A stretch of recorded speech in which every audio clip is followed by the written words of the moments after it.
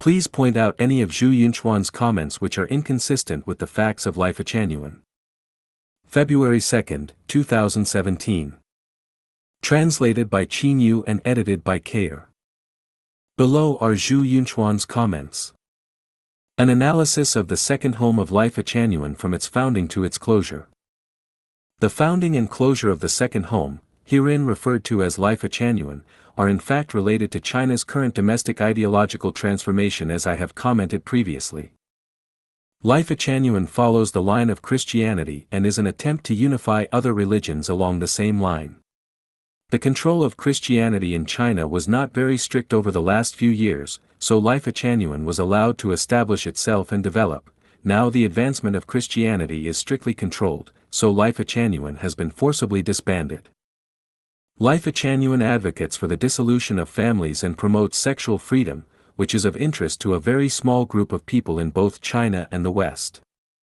Just as metaphysics of the Wei and Jin dynasties died prematurely by not conforming to Tao, Lifechanyuan is not in line with the long-term development of human society. It takes an evil path. As with all religions, Lifechanyuan preaches cosmic mysticism, a manifestation of an incomplete theory.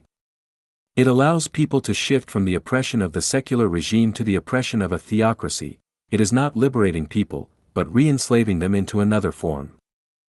True communist societies are based on natural people returning to real humanity, emphasizing the building of families, secular traditions, moral responsibility, allowing what belongs to society to return to it, and returning what belongs to individuals to them, rather than giving up everything only for the extreme selfishness of personal enjoyment.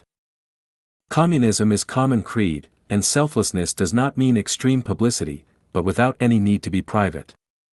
Connecting the two extremes of extreme publicity and extreme privacy are Western religious characteristics. Common creed is the denial of extreme publicity and extreme privacy. The first forms of political power entered into from primitive societies were extremely public slave societies. Public ownership is not the most advanced social system, but the most backward. System officials or managers at all levels become slave owners, large or small, and the common people are civilians. Others are regarded as criminals and prisoners of war, and the weak as slaves. Personal identities are defined directly by collective violence without any reason. Lifechanyuan is in the primitive state of the transition from theocratic power to political power. They cannot establish political power, although they have voluntarily given up violence. After all, the natural law of human history, in the words of Mao Zedong, is that political power grows out of the barrel of a gun. All in all, Lifechanyuan is not a new human social model, but an unsustainable, theocratic model of primitive public ownership. The reason why it is not sustainable is that it runs in the opposite direction of Tao. More specifically, it deviates from the four great ways. Deviating from the way of the culture. The spiritual understanding of human culture started from ignorance but has reached the threshold of enlightenment. Humans want to be their own masters, rather than being subservient to mystical gods. Lifechanyuan reasserts the supremacy of divine power, allowing angels, shepherds, and their tour guide, who was sent by the so-called greatest creator to reap crops in the human world, pretending to be the authority of truth and violating the heavenly rules of truth cannot be transferred by anyone's will. 2. Deviating from the way of the economy. Economically, the globalization of human society is unstoppable and the worldwide division of labor is imperative, just as is the cooperation of the cells and organs of the human body. Only the distribution of material wealth is extremely uneven. Just as with human cancer cells, private ownership is destructive to human society. Communism does not reject the division of labor and cooperation, but rejects those cancer cells' monopolization of resources.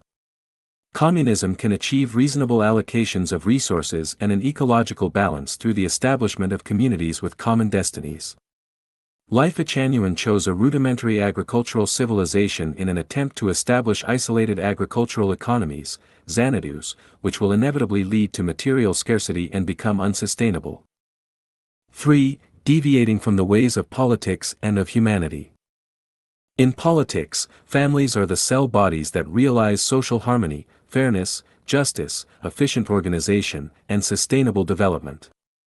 Personal happiness cannot be separated from the assurance of family's spiritual, material, and interpersonal relationships. Management science has proven that a team of 4 to 8 people has the highest efficiency. Lifechanyuan breaks up small families of 2 to 10 people and tries to build big families of more than 100 people, the equivalent of enterprises.